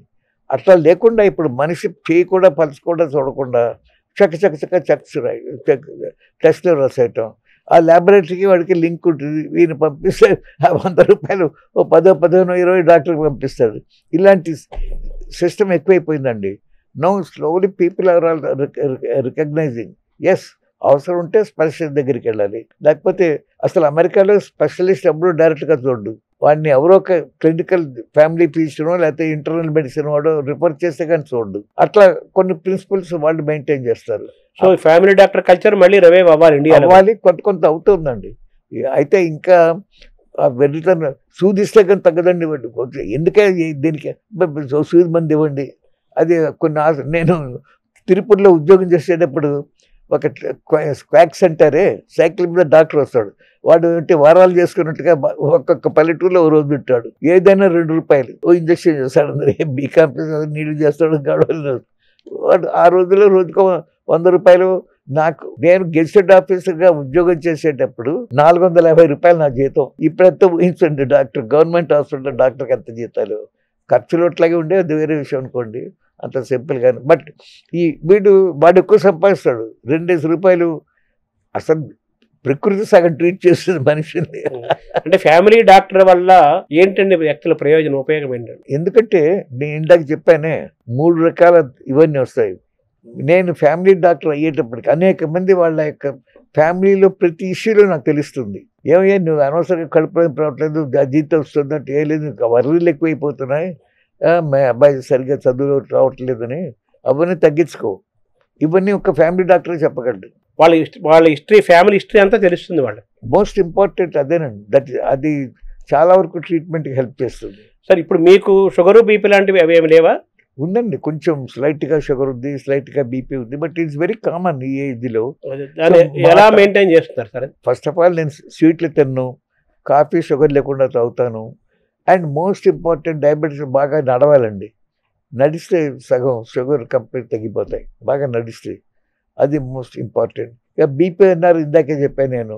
సగం వెరీ నేమ్ సేక్ సీనియర్ డాక్టర్ని కన్సల్ట్ చేసి నేను ఉంటే ఏదో ఒక అరమాత్రం వేసుకోవయ్యా, ఏదో కాస్త బీపీకి షుగర్కి వేసుకోవడం తప్ప ఫిజికల్గా మనం తీసుకున్న చర్యల వల్ల షుగరు బీపీ సగం కంట్రోల్ అవుతుంది. పెద్ద టాబ్లెట్స్ అవి వాడకుండానే మనం తీసుకునే ఆహారము మన చర్యల వల్లనే మాక్సిమం తగ్గిపోతుంది. ఇప్పుడు చిన్న వయసులోనే వచ్చేస్తున్నాయి కదా బీపీలు షుగర్లు ఎక్కువగా. ఎందుకంటే ఈ జంక్ ఫుడ్ తినటం ఎక్కువైపోతుంది. అందులో నేను చెప్పినట్టుగా పెద్ద పెద్ద కంపెనీలో ఉండే జంక్ ఫుడ్ తింటే వేరే విషయం, కానీ రోడ్డు మీద మిరపకాయ బజ్జీలు, పకోడీలు, ఇలాంటి జంతికలు ఇవన్నీ చూస్తుంటే ఎక్కువ నూనె వాడి వాడి వాడి it's not good.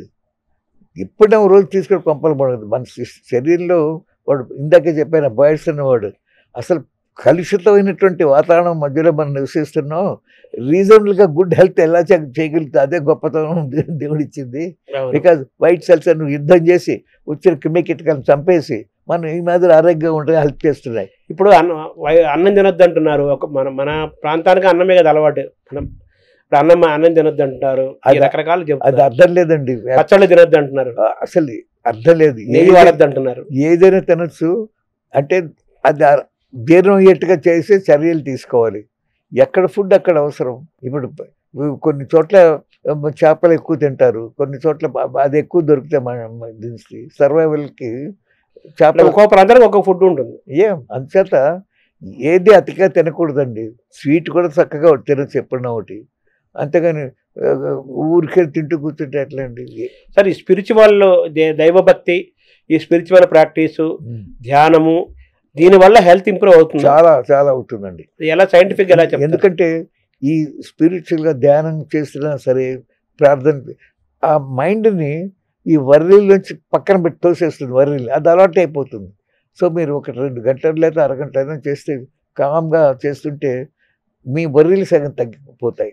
That will have very good effect. ఏదైనా అష్టావధానం చేసినట్టుగానే అష్టాంగ హృదయం చెప్పి 8 రకాల ఇవన్నీ ఉన్నాయి. అవన్నీ సరిగ్గా ఉంటేనే హ్యూమన్ సిస్టమ్ బాగుంటుంది. అందుచేత అన్నిట్లోనూ జాగ్రత్తలు తీసుకోవాలి. అందుకని నాకు ఎక్సలెంట్ హార్ట్ బ్రహ్మాండంగా పనిచేస్తుందంటే పనిచేసేవాడిని బాధ పెట్టి పారాలిసిస్ వస్తుంది, ఇంకోటి వస్తుంది. ఏముందంటే శరీరంలో బ్లడ్ క్లాట్ అయినప్పుడు సెరిబ్రల్ బ్రెయిన్కి వెళ్తే పారాలిసిస్ వస్తుంది. అదే గుండెలో వస్తే టమ్మని హార్ట్ అటాక్ వస్తుంది. మెయిన్ ఆర్టరీలో పట్టుకొని ఇమీడియట్గా చచ్చిపోతారు. చిన్న ఆర్టరీలో వచ్చింది అనుకోండి, ఇండికేషన్ ఇస్తుంది. కాస్త నొప్పి, అంజైనల్ పెయిన్స్ అంటారే, నొప్పి బాబు కొంచెం జాగ్రత్తగా ఉండు హార్ట్ విషయంలో ఉంది. అక్కడ ద డాక్టర్స్ కెన్ హెల్ప్. కాస్త ఇప్పుడు పూర్వం కన్నా ఒక విధంగా ఉండే బ్యాడ్ హ్యాబిట్స్ వల్ల హార్ట్ అటాక్లు ఎక్కువ అవుతున్నాయి, యాక్సిడెంట్లు ఎక్కువ అవుతున్నాయి. రోడ్డు మీద యాక్సిడెంట్ డెత్స్ ఎన్ని అయిపోతున్నాయి. India stands first road accidents, number of vehicles on the road and number of deaths తీసుకుంటే. కొన్ని లక్షల కార్లు ఉన్న America 7th or 8th place. ఎందుకంటే అనేక రకాల జాగ్రత్తలు వాళ్ళు తీసుకుంటారు. అలాగే మన లైఫ్లో ప్రతిదీ జాగ్రత్త తీసుకోవాలండి. అయిన దానికి వర్రీ, ఊరికే జరిగిన దృష్టిలో పెట్టుకొని ఊరికే దాని గురించి ఆలోచన. నేను నెక్స్ట్ డే మర్చిపోతాను. Something I don't like will have, okay, what do I care about it, ignore it. సరే, బుక్ రీడింగ్ అవి మీకు హ్యాబిట్ ఉందా? పుస్తకాలు చదవటం ఓయా, book that's a very good habit అండి. పుస్తకాలు చదవటం, మ్యాగజైన్స్ ఏదో ఒకటి చదువుతూ ఉండటం అనేది ట్రమండస్గా నాలెడ్జ్ ఇంప్రూవ్ అవుతుంది. అందులో ఏంటంటే పూర్వం ఏదో బ్రిటిష్ ఎన్సైక్లోపీడియా అల్మారంతా ఫుల్గా ఉండేది. ఏ అంటే ఒకటి, బి అంటే సిడి. ఇప్పుడేముంది, గూగుల్లో నొక్కితే వచ్చేస్తుంది మీకు కావాల్సిన information. But that is also good. గూగుల్లోకి వెళ్ళి మీ ఇష్టం సడన్గా ఏదో హిస్టీరియా అని, ఏమిటంటే హిస్టీరియా అంటే బట్ చెప్తాడు వాడు గూగుల్లో. ఇప్పుడు వచ్చేసినాయి కదా మనకు, ఏఐ, చాట్ జీపీటీ అని వచ్చేసి ఫాస్ట్ క్విక్గా మనకి ఇన్ఫర్మేషన్ నాలెడ్జ్ వచ్చేసి. ఏమంటే కత్తితో పొడవచ్చు మనిషిని, ఆపరేషన్ చేసే డాక్టర్. అట్లాగే ప్రతి గ్యాడ్జెట్స్తోనూ మంచి జరుగుతుంది, చెడు జరుగుతుంది. మంచి చుట్టానికి అదే పొర్నోగ్రఫీ సినిమాలు పిల్లలు చెడిపోతున్నారు. ఛానల్స్ ఉంటాయి. అవన్నీ చూడకుండా ఉండేట్టుగా పిల్లలు జాగ్రత్తగా ఉండే కష్టం. చెప్తున్నారు ఏం లేదు, పిల్లల్ని ఒక పెద్ద పూర్వంలాగా వాచ్ చేయటం తల్లిదండ్రులు. అమ్మ వర్క్ చేస్తూ తండ్రి వర్క్ చేస్తూ వాడు ఎట్లా చదువుతున్నాడు అంతా కూడా పట్టించుకోరు ఎక్కువ. ఏదో అమ్మమ్మలు తాతలు ఉంటే వాళ్ళు ఏమైనా పట్టించుకుంటారేమో కానీ ఇప్పుడు అది దాని ఏమంటారు, ఉమ్మడి కుటుంబాలు ఒకటి లేవు కదా ప్రస్తుతం. అది అప్పుడు లేకపోవటం ఉంటే అందులో ఒక డిసిప్లిన్ అది ఉండేది. కానీ ఎవరు ప్రైవసీ వాళ్ళకి ఉండలేదు అని కొత్తగా ఆలోచించే వాళ్ళతో ఇబ్బంది అయిపోతుంది. సార్ తర్వాత ఇంకోటి, ఈ భార్యాభర్తల అనుబంధం ఉంటుంది కదా, అవి ప్రేమ పెళ్ళిళ్ళు అవుతున్నాయి, పెరుగుతున్నాయి, కానీ ఎక్కువ కాలం నిలబట్టలేదు. ప్రేమించి చేసుకున్న పెళ్ళిళ్ళు ఎక్కువ కాలం నిలబట్టలేదు, జంటలు కూడా ఎక్కువ కాలం నిలబట్టి 20 ఏళ్ళు 30 ఏళ్ళు కాపురం చేసిన తర్వాత కూడా ఇప్పుడు విడాకులు సిద్ధమవుతున్నారు. ఇలాంటి యొక్క అన్ని జరుగుతున్నాయి కదా సమాజంలో. ఇది సోషల్ హెల్త్ కి అంత మంచిది కాదు, అలాగే మనిషికి కూడా మంచిది కాదు కదా. Very true. సో దీన్ని ఎలా చూస్తారు సార్, భార్యాభర్తల బంధాన్ని, మ్యారేజ్ అని? అనేక రకాల ఎక్స్పోజర్ జరుగుతుంది ఇప్పుడు, టీవీలు అనండి, ఇంకోటి అనండి, పుస్తకాలు. దాంతో ఏంటంటే మామూలుగా పూర్వం ఏంటి, నాకు దేవుడు ఇది నిర్ణయం చేశాడు, వీడితో నాకు ముడిపెట్టి పెళ్లి చేశాడు, so I షిల్ try to adjust my self to his needs. Same thing మూడు అనుకోవాలి. మంచిగా చూడ మా అమ్మాయి ఏదో సినిమా యాక్ట్రెస్ లాగా లేదు, లేకపోతే ఇంకో సోషల్గా లాగా పాడలేదు, ఇవన్నీ పెట్టుకుంటే అట్లా. So you have to be satisfied with whatever is available. అలాంటి ఫిలాసఫీలో మనం అంతా పెరిగాం.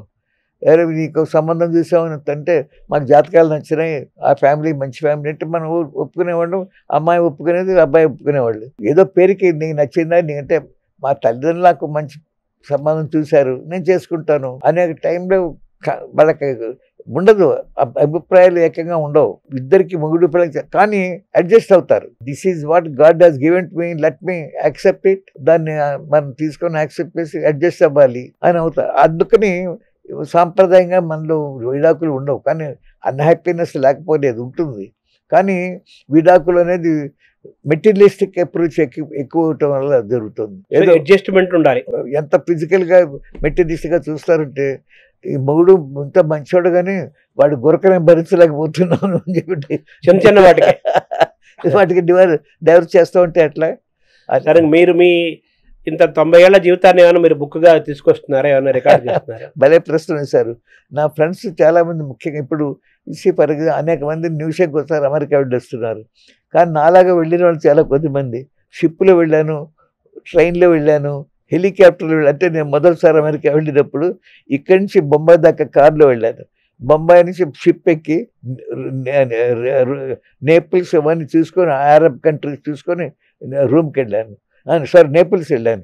నేపిల్ నుంచి షిప్ రూమ్కి వెళ్ళదు కాబట్టి అది దిగేసి కారు ఎక్కాను, రైలు ఎక్కాను. అక్కడి నుంచి ప్యారిస్ నుంచి లండన్ రైలు. అక్కడ ఇది కూడా బోట్ల మీదకి వెళ్ళి అవతలకి వెళ్ళాలి. బికాజ్ లండన్ నుంచి న్యూయార్క్ వేరే ఏం చూసేవి లేదు కాబట్టి విమానంలో వెళ్ళాను. అక్కడ న్యూయార్క్ నుంచి అప్పుడు ఐడిల్వుడ్ ఎయిర్పోర్ట్ అనేవాళ్ళు, ఇప్పుడు కెనడా ఎయిర్పోర్ట్ అంటారు. న్యూయార్క్ ఎయిర్పోర్ట్కి హెలికాప్టర్లో వెళ్ళాను. ఎవరు చేయగలండి ఇవన్నీ ప్లాన్. అంటే నేను అప్పుడు తిరుపూర్లో ఉద్యోగం చేస్తూ ఈ టీడబ్ల్యూలో అక్కడ పనిచేసేటువంటి వాళ్ళు నాకు ఫ్రెండ్స్ ఉండటం వాళ్ళందరి సహకారంతో చేశాను. So wonderful experiences. స్పుట్నిక్ చూశాను మొదటిసారి. అంటే ఫస్ట్ రష్యా వాళ్ళు పంపించిన స్పుట్నిక్ నేను షిప్లో బయలుదేరిన టైంలో ఉన్నా.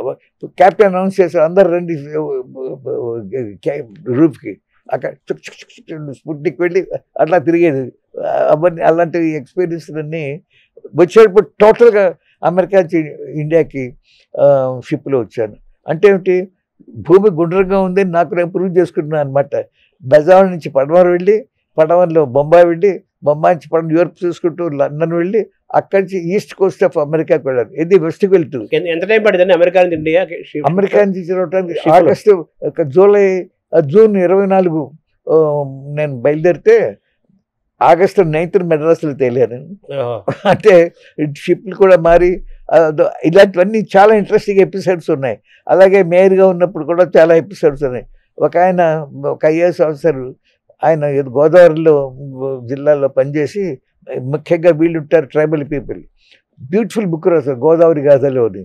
అలాగే నా 3 ఏళ్లలో మంచిగా బుక్ రాశానండి. మీరు మీ అనుభవాలు మేయర్గా కానీ ఇంకోటి కానీ లైఫ్లో తప్పకుండా అంత కాకపోతే రోజు పెట్టి 200 ఉన్నాయి. చిన్న దాని నుంచి ఎలా రాస్తారు, పాయింట్స్ నోట్ చేసి గుర్తుప్పుడు రాయాలని వాడిని ఎలాబరేట్ చేసి బుక్గా తీసుకురావాలి. ఫోటోలు కూడా ఉన్నాయా? పాతవి కొన్ని ఫోటోలు చాలా వరకు ఉన్నాయండి. అదే కొన్ని ఏంటంటే ముఖ్యంగా నా ట్రిప్లోది నేను దీనికి వెళ్ళినప్పుడు న్యూయార్క్లో పెట్టుకొట్టేశారు ఎవడు, అదో పెద్ద స్టోరీ. మీకు ఎంత వయసు ఉంటుంది సార్ మీరు ట్రిప్లో అమెరికా వెళ్ళి వచ్చినప్పుడు? నాకు 27 ఎంతోనండి, అంతే. 3 ఏళ్ళు ఉన్నాను అక్కడ. 55 ఆ ప్రాంతం. 56 1955-56 ప్రాంతం. నేను 63లో అమెరికా వెళ్ళాను. అంటే 63లో వెళ్తే 28 years. 35లో పుట్టాను. 28 years. 60 తిరిగి వచ్చానండి. అందుకే 63లో మా అబ్బాయి పుట్టాడు అమెరికాలో, 67లో ఇండియాలో మా అబ్బాయి. ఇప్పుడు జంధ్యాల అనేది ఇంటి పేరు బాగా మనకు ప్రసిద్ధమైన ఇంటి పేరులో జంధ్యాల ఒకటి. ఇప్పుడు మన జంధ్యాల ఆయన సినిమా డైరెక్టర్ జంధ్యాల ఉన్నారు, అలాగే జంధ్యాల గౌరీ శంకర్ గారు ఉన్నారు, ఇలా రకరకాలు ఉన్నారు కదా. వాళ్ళు మీది ఒరిజినల్ ఏ ఊరు సార్? నేటివ్ ప్లేస్ మాది కొల్లూరు. మా జంధ్యాలది. ఇప్పుడు జంధ్యాల రవిశంకర్ ఉన్నారు చూసారా, వీళ్ళంతా మాకు చుట్టాలు కూడా అవుతారు. నాకు నెంబి అవుతాడు అతను. కొల్లూరు అంటే గుంటూరు జిల్లా? గుంటూరు జిల్లా. కానీ మా తాతగారు, మా నాన్నగారు మైగ్రేట్ అయ్యి లాయర్గా పనిచేశారు అక్కడ మచిలీపట్నంలో. కానీ చివరి రోజుల్లో మా అబ్బాయి అక్కడే పుట్టాడు, కానీ మచిలీపట్నంలో కృష్ణా నదీ తీరంలో ఉండాలని బెజవాడకు వచ్చేసారు. వచ్చిన 2 ఏళ్ళకి ఆయన చచ్చిపోయారు. బట్ మా ఫాదరు వాజ్ ఇక్కడ ఎడ్యుకేషన్ అంతా కేఎల్ రావు గారు, మా నాన్నగారు అందరూ కలిసి చదువుకున్నారు. So good friends. అట్లా అయితే గుంటూరు జిల్లా కొల్లూరు నుంచి మచిలీపట్నం నుంచి విజయవాడకు వచ్చేసాం. తర్వాత అండి ఇప్పుడు మన జంధ్యాల ఫిలిం డైరెక్టర్ అదంతా చాలా మాది గోత్రం అంతా ఒకటే, దూరపు రిలేషన్షిప్ ఉంది. బట్ కరుణశ్రీ ఉండే జంధ్యాల పాపేశ్వర గారు డిఫరెంట్, వాళ్ళ గోత్రం వేరు. మా గోత్రం, మాది శానల్ గోత్రం, వాళ్ళది వేరే ఉంది. అలాగే జంధ్యాల హరినారాయణ గారిని ఐఏఎస్ ఆఫీసర్, ఆయన గోత్రం కూడా వేరు. అంటే జంధ్యాలలో చాలా గోత్రాలు కూడా ఉన్నాయి. ఇంటి పేరు ఒకటే కానీ గోత్రాలు వేరే వేరే. మీ పిల్లలందరూ డాక్టర్స్ ఏనా మొత్తం అందరూ? 5 అబ్బాయిలు, నేను ఒక్కడే డాక్టర్. అవునా? తర్వాత ఏమో నాకు ఒకడే కొడుకు, వాడు డాక్టర్. మా అమ్మాయి కొడుకు వాడు డాక్టర్ అయ్యాడు. సో మీ నాన్నగారి దగ్గర తర్వాత మీరు, మీ తర్వాత మా అబ్బాయి 3 డాక్టర్లు, 3 generations. తర్వాత మా అబ్బాయికి మాత్రం కొడుకు డాక్టర్ అవడానికి ఇంట్రెస్ట్ చూపించలే. సో వాడికి ఒకటే కొడుకు, కానీ మా అమ్మాయి కొడుకు డాక్టర్ అవుతున్నాడు. మీ హ్యాబిట్స్ అంటే ఏమేమి ఉన్నాయి సార్? అదర్ దాన్ హ్యాబిట్స్ అంటే నేను అలవాటు ఉంటూ ఇది చెయ్యాలని లేదండి. ఏదైనా ఏమి చేయకపోయినా నాకే మార్పు ఉండదు. కొందరు కాఫీ తాగబోతే తలకాయ నొప్పులు, ఏదో డ్రింకులు తాగితే ఆల్కహాలిజం, లేకపోతే ఎక్కువ తాగుతారు, ఇలాంటివన్నీ ఉంటాయి. నేను నా ప్రిన్సిపల్ మా నాన్నగారు చెప్పింది. ఫర్ ఎగ్జాంపుల్ 1948లో బెజవాడలో క్రికెట్ నేను ఇంట్రడ్యూస్ చేశాను. సో అయితే ఎందులోనూ ప్రవీణ్ అక్కర్లేదు, సరదాగా అన్ని గేమ్లు నేర్చుకోవాలి. టెన్నిస్ నేర్చుకున్నాను, బిలియర్డ్స్ నేర్చుకున్నాను, టేబుల్ టెన్నిస్ నేర్చుకున్నాను, బ్యాడ్మింటన్ నేర్చుకున్నాను. ఇందులో ఏదో ఛాంపియన్ అయ్యి రిప్రజెంట్ ఇప్పుడు అనుకోలేదు, but I want learn for fun. అలాగే అదొక. So even now I like cricket, so many things బాగా చేస్తుంటారు, మ్యాచ్లు అన్నీ కూడా. కాఫీ హెల్త్కి మంచిదేనా? కాఫీ ఏదైనా ఇందాకే చెప్పాను, మన శరీరం ఎంత వండర్ఫుల్. ఏది తీసుకున్నాం, ఈ కలుషిత వాతావరణం ఈ మాదిరి ఆరోగ్యంగా ఉన్నా ఉంటే మన శరీరం ఫైట్ చేస్తుంది చెడుని. అందుకని ఈ చెడుని ఫైట్ చేయాలంటే మనం ఏ హ్యాబిట్ లేకుండా సరదాగా ఏదైనా తీసుకోండి, నథింగ్ విల్ హ్యాపెన్. ఇప్పుడు మామూలు అక్కినేని నాగేశ్వరరావు గారు, ఆయన కూడా బైపాస్ అయింది అట్ ఏజ్ ఆఫ్ 50. తర్వాత ఆయన దాదాపు బైపాస్ అయిన తర్వాత కూడా 40 years చాలా హెల్తీగా జీవించారు. చివరిలో ఏదో క్యాన్సర్ వచ్చింది, but very long and very healthy life, చాలా యాక్టివ్గా ఉండేవారు. ఆయన ఏమో అంతకుముందు నాకు డ్రింక్ అలవాట్లేదు, తర్వాత నేను లైట్గా రోజు డాక్టర్స్ అడ్వైజ్ ప్రకారం ఒక 90 ml ఏదో చెప్పేవారు. బ్రాందీ తీసుకునేవాడిని, అది హార్ట్కి మంచిది, బ్లడ్ సర్క్యులేషన్ అది ఇది అన్నారు అని ఆయన చెప్పేవారు, ఆచరించారు. అలా కొంతమంది ఏమంటారంటే ఈ రెడ్ వైన్ అది మంచిది, ఒక ఏజ్ తర్వాత హార్ట్కి మంచిది ఇలా అంటుంటారు కదా. మీరు ఒక డాక్టర్గా అలాగే ఇప్పుడు సోషల్ డ్రింక్ కూడా ఉంది కదా, దీన్ని ఎలా చూడాలి సార్? హెల్త్కి దీనికి లింక్ ఏమైనా ఉందా? మంచి ప్రశ్న సార్. ఇందాక చెప్పినట్టుగా ఎనీథింగ్ ఇన్ ద లైఫ్ ఒక హాబీలా కాకుండా సరదాగా ఎప్పుడైనా తీసుకుంటే, ఫర్ ఎగ్జాంపుల్ నేను బైపాస్ చేసుకున్నాను, రిమార్కబుల్గా రికవర్ అయ్యాను. అమెరికాలో చేసుకున్నాను అనుకోండి. డంటన్ కూలీ చాలా పెద్దవాడు, ఆయన శిష్యులు నాకు చేశారు అన్నమాట. అప్పుడు వాళ్ళని అడిగాను, వాళ్ళు చెప్పారు నీ రికార్డు బట్టి A+1 అప్పుడు మేరుగా ఉన్నాను, అంత బాగానే ఉంది, ఏదైనా చేయదలుచుకుంటే హుషారుగా చేసేయండి, బట్ టైర్ అయిపోతే మాత్రం ఇది వాళ్ళ పూర్తి చేసి కానీ నిద్రపోయిన మర్చిపోండి. Let heaven fall on earth, give it up that day, relax. ఇలాంటివి కొన్ని ఏది పట్టుదలతో చేసే ఉండకూడదు. అంటే ముఖ్యంగా ఆపరేషన్ చేసుకునేవాడు దాన్ని అన్ని okay, you don't smoke, very good. That smoking is really bad. ఎందుకంటే లాంగ్ రన్లో లంగ్స్ స్పాయిల్ అవుతాయి, హార్ట్ అటాక్. మరి పేపర్ అందుకని గవర్నమెంట్ బ్యాన్ చేసింది, అన్నీ కూడా చేసింది. అలాగే ఆల్కహాల్ని కూడా అడ్వర్టైజ్మెంట్ని బ్యాన్ చేసింది.